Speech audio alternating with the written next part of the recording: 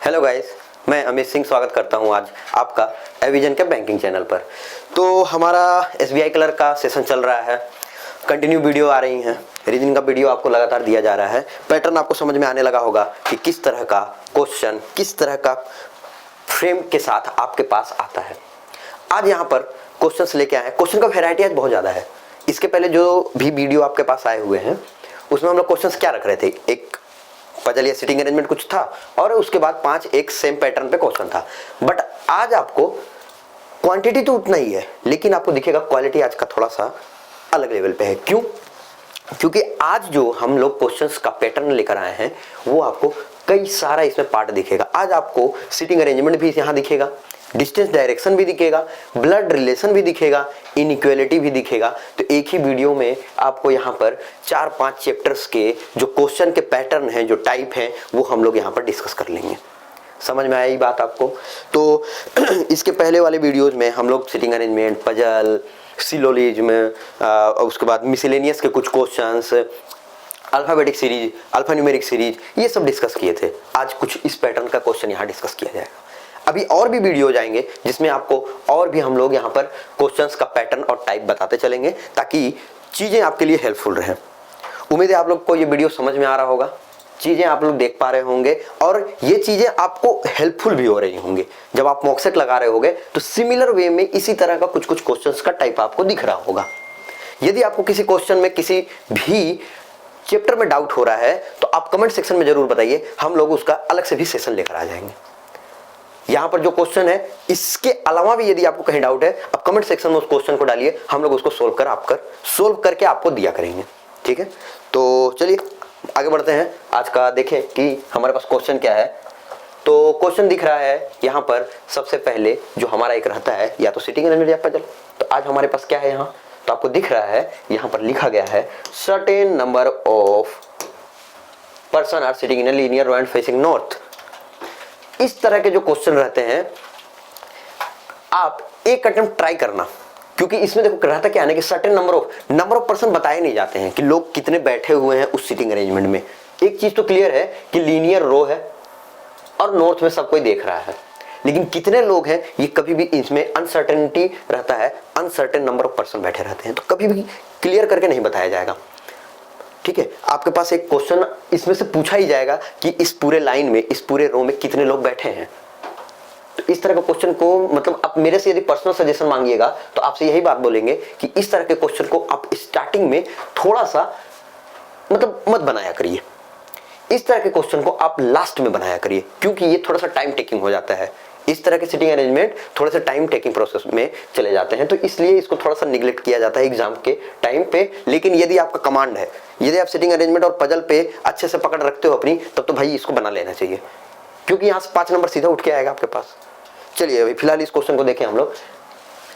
लिखा हुआ है only 2 person seat in between S and Q. S और क्यू के बीच में केवल कितने लोग बैठे हैं, तो 2 लोग बैठे हुए हैं एस और क्यू के बीच में। अब क्यू पहले है या एस पहले ये कुछ नहीं बताया गया है, तो हम लोग अपने से यहाँ पे ये लिख लिए हैं कि एस और क्यू के बीच में 2 लोग हैं। 6 person seat in between P and Q. P और क्यू के बीच में कितने लोग हैं, तो 6 लोग। अब हो सकता है पी इस तरफ बैठा हो सकता है पी इस तरफ बैठा हो, लेकिन इतना तो कंफर्म है कि पी और क्यू के बीच में भाई साहब 6 लोग बैठे हुए हैं। तो हमने इसको ऐसे रफ वर्क में लिख लिया है। Only 6 person seat to right of S. S के राइट में केवल 6 लोग बैठे हैं। तो एस के राइट में केवल 6 लोग हैं, तो जरा सोच के देखना, एस यहाँ पे है, सपोज करो एस मैंने कहाँ पे बैठा दे, चलो यहाँ पे बैठा दिया एस को। इसके राइट में सिर्फ 6 लोग, 1 2 3 4 5 6। ठीक है, एस के राइट में 6 लोग हो गए हैं। अब एस के राइट में यदि 6 लोग हैं तो 1 2 3 4 5 6। अब कोई भी यदि एस के लेफ्ट में बैठ रहा है तो सब इधर चला जाएगा। सब कोई 6 से ज्यादा पर्सन हुआ तो सब एस के लेफ्ट में आ जाएंगे। अगली लाइन में बोला है J sits to third right of P. J कहां बैठा है, तो पी के थर्ड राइट में।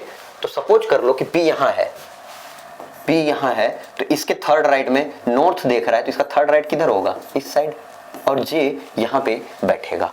ठीक है, J seats third right of P. K seat exactly between J and Q. J और क्यू के एग्जैक्टली बीच में कौन है? जे और क्यू के एग्जैक्टली बीच में, तो देखो जे और क्यू के एग्जैक्टली बीच में बोल दिया यहाँ कि के बैठा हुआ है, ठीक है। के is exactly in middle of J and Q, लिख लिया मैंने इसको रफ में। यही काम आप थोड़ी जल्दी जल्दी करते चलना। एग्जेक्टिव के seat exactly between J and Q, as many person seat between J and Q as between L and P. तो बोल रहा है जे और क्यू के बीच में जितने भी लोग हैं, जे एंड क्यू के बीच में जितने ही लोग हैं उतने ही लोग एल एंड पी के बीच में बैठे हुए हैं। बस इतना ही बोल दिए। L is not an immediate neighbour of के। एल किसका नेबर नहीं है? एल और के इमीडिएट नेबर नहीं होंगे। ए सीट इमीडिएट राइट ऑफ के का इमीडिएट राइट ए है, इमीडिएट राइट में ए है।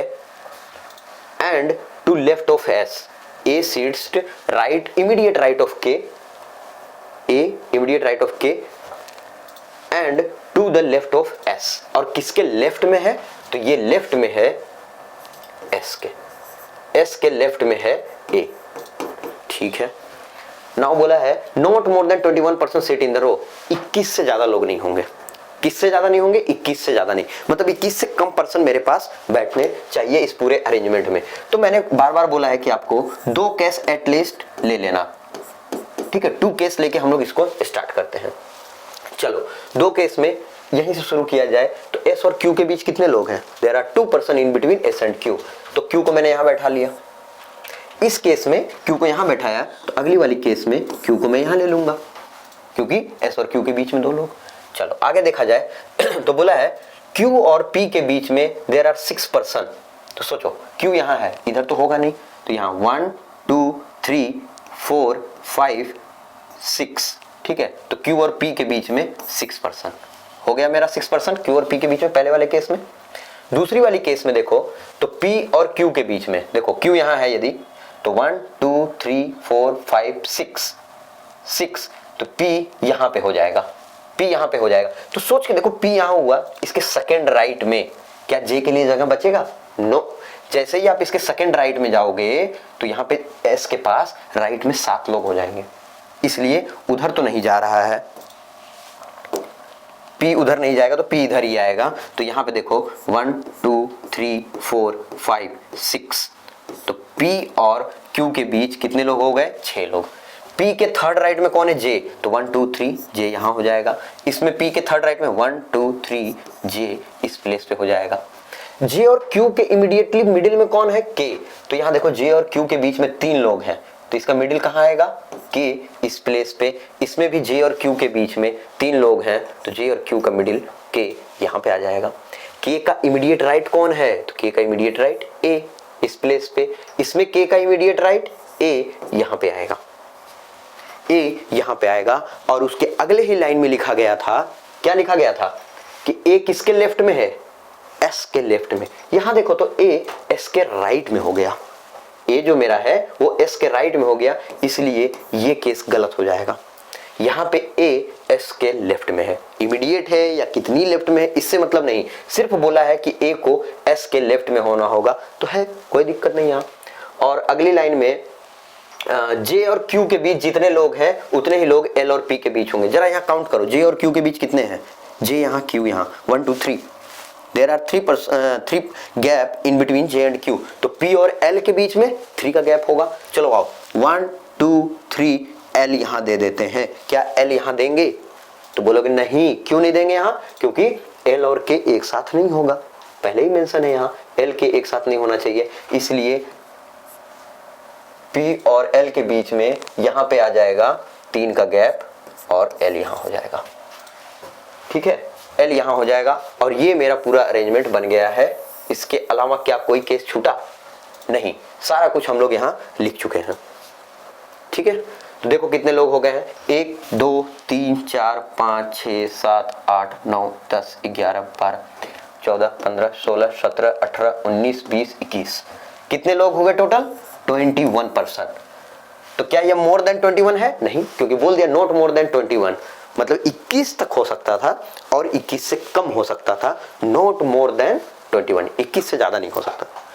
बस ये बन गया। अब आके 4-5 क्वेश्चन यहाँ से निकाल लो। लेकिन 21 लोग को बैठाना थोड़ा सा तो कहीं ना कहीं, यदि एक लाइन भी आपने ऊपर नीचे पढ़ा तो गड़बड़ हो जाएगा। इसलिए बोल रहे हैं इस तरह के क्वेश्चन को आपके पास लास्ट में हाथ में टाइम रहे तो अटेम्प्ट किया करना। चलो फिलहाल 4 क्वेश्चन है हमारे पास। देखें, how many person seat in the row में कितने लोग हैं? अभी हम लोग काउंट किए थे, कितने लोग थे? 21 मतलब option number D is the correct answer. ठीक है, अगला है as many person seat between J and K is between K and किसके बीच में? देखो बोला है जे और के बीच में जितने ही लोग हैं, तो जे के बीच में एक लोग है, तो बोला है के और उस पर्सन के बीच में भी एक होना चाहिए। तो ऐसा कौन सा पर्सन है जिसके के और क्यू के बीच में एक पर्सन? तो क्यू, ऑप्शन नंबर बी। ठीक है, और अगली क्वेश्चन है हमारे पास 3rd number, who among the following person seat 4th left of P? P के 4th लेफ्ट में कौन है? तो पी मेरा यहाँ है, इसका 4th लेफ्ट इधर 1 2 3 4 एल, तो आंसर हो जाएगा एल, ऑप्शन नंबर ए। और in the between L and J, L और जे के बीच में कितने लोग हैं? तो यहाँ देखो एल यहाँ है, जे यहाँ है, तो 1 2 3 4 5 6, तो एल और जे के बीच में मेरे पास यहाँ पर 6 पर्सन है, तो ऑप्शन नंबर ई इसका सही आंसर है। बस बन गया हमारा 4 क्वेश्चन यहाँ से। तो इस तरह से आपके पास यदि सर्टेन नंबर ऑफ पीपल का अरेंजमेंट आएगा लीनियर रो में, तो आप ऐसे अप्रोच रख सकते हो, इस तरह से बना सकते हो। कहीं कोई दिक्कत हो रहा है इसको समझने में, फिर से रिवाइंड करके इसको आप प्ले करना, फिर से समझना, और उसके बाद ना समझ में आए तो कमेंट सेक्शन में जरूर बताइएगा, हम लोग फिर इसको डाउट को क्लियर करने की कोशिश करेंगे। चलिए आज अपने अगले क्वेश्चन पे आते हैं हम लोग। अगला क्वेश्चन क्या है हमारे पास? तो नेक्स्ट है, ओके, तो यहाँ पे दिख रहा है ये है ब्लड रिलेशन। ब्लड रिलेशन में भी आपको 2-3 क्वेश्चन तो यहाँ से भी आ जाते हैं। तो देखा जाए कि क्या पूछा गया है आज ब्लड रिलेशन। तो ब्लड रिलेशन में सबसे पहले क्या करोगे आप? लाइन को पढ़ते जाओ, फैमिली ट्री बनाते जाओ, आंसर आपका निकलते चला जाएगा। तो बोला है H is the father of D. H किसका फादर है? तो एच जो है वो फादर है डी का। तो पहले ही बोल रखे हैं कि मेल पर्सन के लिए हम लोग क्या यूज करेंगे? प्लस, फीमेल के लिए माइनस। आपको अलग सिंबल यूज करना है, कर सकते हो, कोई दिक्कत नहीं है। तो H is the father of D. Who is sister in law of A? किसके लिए बात हो रही है? डी किसकी सिस्टर इन लॉ है? ए के। ए का सिस्टर इन लॉ डी है। A does not have any sibling. A का कोई सिबलिंग ही नहीं है। तो जब ए का सिबलिंग नहीं है तो डी सिस्टर इन लॉ कैसे हो सकती है? तो ऐसे कि डी का जो सिबलिंग होगा उसके साथ मैरिड है A. A does not have any sibling. ठीक है। F is the niece of G. F जो है वो नीस है किसकी? जी की। तो इसको हम साइड में लिख के रखते हैं कि एफ जो है सी इज द नीस। नीस मतलब जी का कोई सिबलिंग है उसकी डॉटर है एफ। तो F is the niece of G. B is the father of F. B जो है वो फादर है किसका?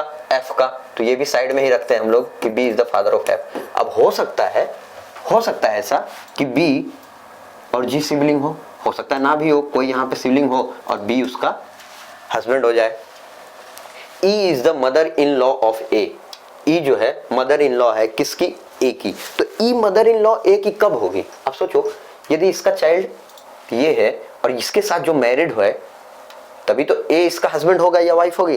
तो ए का मदर इन लॉ, ए का मदर इन लॉ का मतलब ई यहां आएगी, ई यहां पे आएगी, तभी तो ई is the mother in law of A. E is the mother of D sibling, D के जो सिबलिंग है, और उसका हस्बैंड जो है या वाइफ जो है वो उसके लिए ई मदर इन लॉ लगेगी। हु इज मैरिड जी। ए किसके साथ मैरिड है? तो जी के साथ मैरिड है। तो जी यहां आ गया।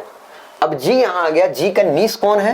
एफ। तो जी की नीस एफ है, तो F will be at this place. F यहां पे आएगा तभी तो एफ नीस होगा जी का। ठीक है। अब यहां पर देखा जाए हम लोग का कि डी मैरिड हो जाएगा किसके साथ? बी के साथ, because B is the father of F. B जो है एफ का फादर है, तो यहां पे बी हो गया एफ का फादर। आगे देखें हम लोग, तो बोल रहा है कि who is married to G, then G is the maternal aunt of C. G जो है मैटरनल आंट है। आंट है मतलब ये फीमेल है किसकी? सी की। तो C is the sibling of F. और ए क्या हो? जी यदि फीमेल है तो ए मेल पर्सन हो जाएगा। Aunt of C and has only one sibling. G is the maternal aunt of C, G जो है मैटरनल आंट है सी की और हैज ओनली वन सिबलिंग, तो एक ही सिबलिंग है जो कि डी है। B has only one son, B का एक सन है, तो सी इज हिज सन। और एफ तो डॉटर है, तो हो गया 2 2 4 2 6 1 7 8 लोग यहाँ पे अरेंज हो गए हैं और हमारा आराम से ब्लड रिलेशन यहाँ पे तैयार हो गया है। क्लियर हो गई बात? तो आगे बढ़ते हैं, इसका क्वेश्चन देख लो फटाफट अब क्या क्या है। Who is how is G related to E, G कैसे रिलेटेड है ई से, जी यहाँ ई यहाँ, तो G is the daughter of E, G is the daughter of E, daughter of E, option D easy. ठीक है, तो ऐसे ही ब्लड रिलेशन आएंगे। यदि आप लोग क्लास किए हुए हो ना, क्लास आपने कर रखी है, तो इस तरह के क्वेश्चन में आपको ज्यादा दिक्कत नहीं होगा। अब मैटर है वही कि कितनी जल्दी बनाओगे, कितना कम से कम टाइम लोगे, वही आपके लिए यहाँ पे करना है आपको प्रैक्टिस, की टाइम आपका कम लगे, क्योंकि इस तरह के बहुत सारे क्वेश्चन हम लोग क्लास में डिस्कस किए हैं। चलिए आगे बढ़ा जाए, डॉटर ऑफ डी हो गया। Next, if X is sibling of A का सिबलिंग कौन है? एक्स। चलो मान लेते हैं कि ए तो यहाँ पे मेल पर्सन है, ये सिबलिंग है एक्स का सिबलिंग है, तो क्या बोला है, then how is G related to X, तो जी कैसे रिलेटेड होगा एक्स से? देखो ए और एक्स यदि सिबलिंग हुआ तो G is the sister in law, क्योंकि ये दोनों हस्बैंड वाइफ है, ये इसका यदि सिस्टर या ब्रदर कुछ भी हो, जी क्या लगेगी एक्स के हमेशा, G is always be sister in law of X, X का हमेशा sister in law, option C हो गया काम। और लास्ट क्वेश्चन है ब्लड रिलेशन का, how many male member in the family, कितने मेल मेंबर हैं इस फैमिली में? ठीक है, तो इस एक्स को अब एक्सक्लूड कर देना, क्योंकि बस वो एक ही क्वेश्चन के लिए था, बस वो एक ही क्वेश्चन के लिए ये कंडीशन था। ठीक है, इसके बाद इसका कोई काम नहीं है। कितने मेल मेंबर हैं? देखो सी मेल मेंबर है, बी मेल मेंबर है, ए मेल मेंबर है, 3 मेल मेंबर हो गया यहां तक, और चौथा है एच, तो कितने मेल मेंबर? 4, और 4 female member, that is F D E and G, तो 4 मेल और 4 फीमेल है 4 male person and 4 female person. बन गया ब्लड रिलेशन भी हमारा।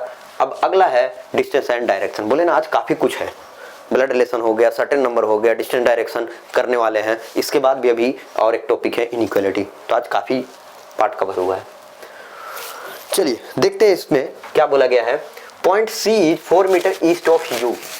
ठीक है, तो अरेंजमेंट को, इस तरह के अरेंजमेंट को बनाने के लिए आप थोड़ा सा, यदि स्टार्टिंग ना मिले तो थोड़ा रफ कर लिया करें, उसके बाद इसको अरेंज एक साथ हम लोग कर लेंगे। फिलहाल C is 4 metre east of you, मान लो यू यहाँ है, ठीक है, तो 4 मीटर ईस्ट, 4 मीटर ईस्ट यहाँ होगा, सी यहाँ हो जाएगा।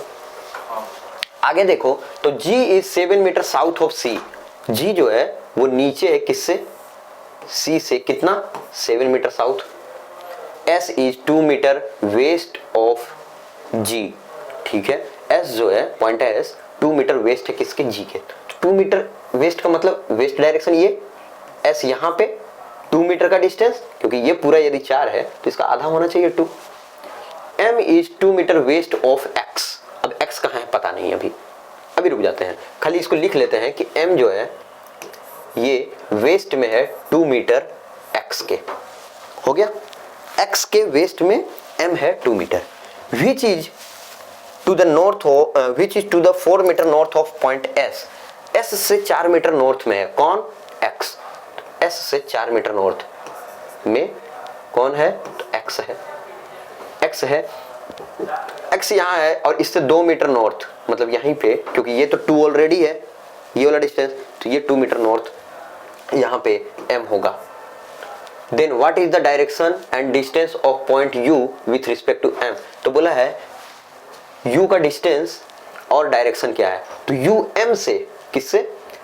Direction and distance of point U with respect to M, M के रिस्पेक्ट में, तो M के रिस्पेक्ट में U किधर है? नॉर्थ, कितना मीटर?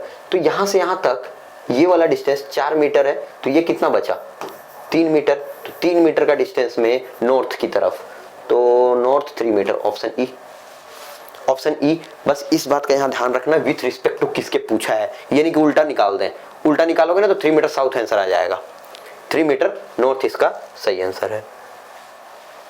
इनइक्वालिटी इजी, सबसे इजीएस्ट पार्ट यदि हम लोग देखते हैं कि आ जाए ना तो ये फोकट का नंबर हो जाता है। क्लास में भी आप लोग को इस तरह से समझाया जाता है कि ये चीजें बहुत आसानी से समझ में आ जाए। चलो देखो फटाफट, M to J, M से कहां जाना है, J, M इस लाइन में है, J इस लाइन में है, तो कैसे जा सकते हैं, तो पहले M से B तक जाएंगे, हाँ M से B जा सकते हैं, फिर B से J तक जाएंगे, बिल्कुल जा सकते हैं, M से B ठीक है, B से J ठीक है। सिंबल क्या क्या मिला, greater than equal to, greater than, preference किसको देना है, ग्रेटर देन, यहां ग्रेटर देन है, सही है पहला ठीक है। C से I, C इस लाइन में है, I इस लाइन में, पहले जाएंगे C से B और फिर B से I। क्या C से B जा पाएंगे, नहीं, रास्ता बंद है, तो सेकंड वाला रॉन्ग है। Only conclusion 1 is true, only वो A हो गया पहला। इतना ही देर का ये क्वेश्चन रहता है, स्क्रीन पे देखते जाओ, सही करते जाओ, गलत करते जाओ, खत्म। कॉपी कलम भी नहीं चलाना है यहाँ। आगे बढ़ते हैं, नेक्स्ट क्वेश्चन है कि S से M जाना है, S यहाँ पे है, M यहाँ पे है, क्या S से M जा पाएंगे, नहीं जा पाएंगे S से M, तो पहला वाला गलत हो गया। क्या P से U जा पाएंगे, देखो P यहाँ पे है, U यहाँ पे है, यस चले गए, तो P से U जा पाएंगे। सिंबल मिल गया, greater than equal to, greater than equal to, equal to, preference greater than को देना है, तो यहाँ ग्रेटर देन है, हाँ है, तो only 2, option B is correct, खत्म। तो इस तरह के क्वेश्चन आपके पास आएंगे तो थोड़ा आप आसानी से, यदि आप चीज़ों को समझ चुके हो, प्रैक्टिस कर रहे हो, तो उम्मीद रखो और मेरी बात मानो कि यदि आप प्रैक्टिस बस करते चलो, प्रैक्टिस करते करते अपने आप को इतना इसमें एक्सीलेंट बना लो ना कि वहां पर टाइम आपके लिए मैटर ही ना करे, फटाफट आप क्वेश्चंस निकालते चले जाओ। क्योंकि कलर का पेपर है, इतना समझ लो भाई कि यहाँ पे कट ऑफ हाई भागेगा, कट ऑफ हाई जाएगा ही जाएगा, ठीक है। तो ये चीज आप प्रैक्टिस करते रहोगे तो उतना ही इंप्रूवमेंट आप में आते रहेगा। क्लासेस हम लोग ले ही आ रहे हैं, तो उम्मीद है कि आपको ये सेशन समझ में आया होगा, चीज़ें आपके लिए हेल्पफुल रही होंगी। तो मिलते हैं आपसे नेक्स्ट क्लास में, तब तक आप अपनी पढ़ाई कंटिन्यू रखिए और ध्यान रखिए। Thank you.